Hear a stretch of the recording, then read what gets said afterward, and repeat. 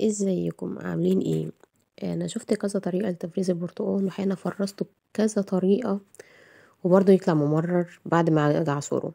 فانا كانت افضل طريقة بصراحة اللي انا فرزت بيها البرتقال ويطلع زي ما هو كأنه لسه فريش حالا، انك تفرزي البرتقال زي ما هو كده سليم.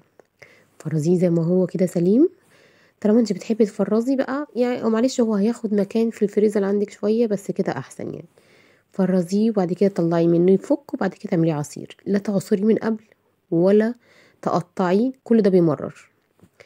عندي بقى كده ايه، كام حبة جزر، والجزر كمان بص انا بقشره قشرة خفيفة خالص كده. اغلب الفيتامينات يا جماعة بتبقى تحت القشرة على طول، فانت لما بتشيلي طبقة قشرة كبيرة بتشيلي معاها فيتامينات كتير. فبص انا بعملها بالسكينة كده، بعملوش بالمقشرة اهو، بشيل حرف خفيف جدا جدا جدا يعني. بص على طرف السكينة كده هنشيل القشرة بتاعة الجزر، وهبتدي اللي انا ايه اغسله واخرطه. معلش بقى اعذروني على صوتي يعني، عندي دور برد شديد جدا الحمد لله.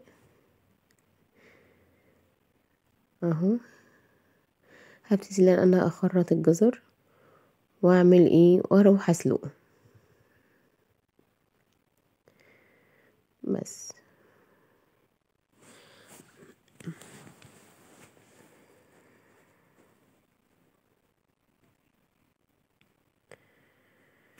بس انا قطعتهم كلهم كده، هغطيه بالمية وهحطه يتسلق كويس كده. عندي برتقان اهو بعد ما فك خالص، وهعصره بطريقة العصارة اللي هي العادية البلدي بتاعتنا العادية. عايزة بقى تقشريه وتحطيه في الخلاط وترجعي تصفيه براحتك.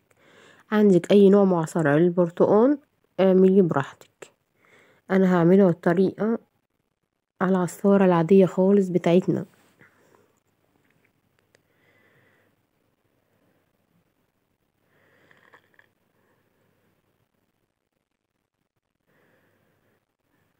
بس انا هعصر الكمية كلها وبعدين ارجع لكم بقى.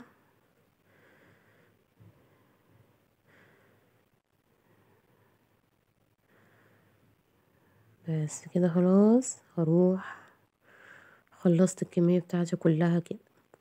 عندي الجرزر بقى بعد ما اتسلق اهو، بالمية بتاعته اللي هو اتسلق فيها زي ما هو كده في الخلاط، وهضربه كويس قوي. وانا عايزة بقى ايه، تضيفي سكر براحتك، تضيفي عسل براحتك، تشربيه زي ما هو كده، وده افضل بصراحة يعني.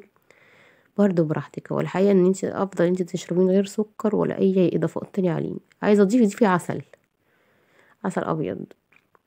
وهحط الاتنين بقى على بعض واقلبهم.